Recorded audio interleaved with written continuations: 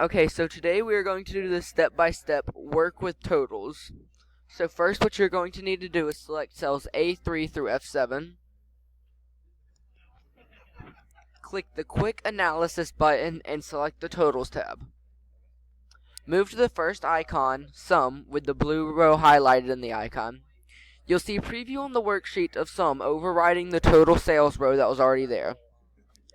Move to the next icon and you'll see row 8 previewed with averages for each column. Move to each of the count, percent total, and running total icons and watch the preview of the worksheet change.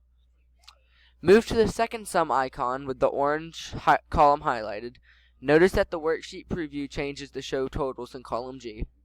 Click the arrow on the right to show more options. Preview each of the options and return to percent total. Click the percent total option.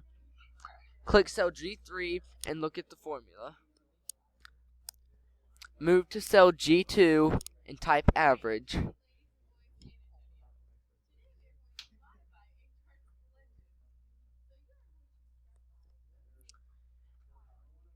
And now save the workbook.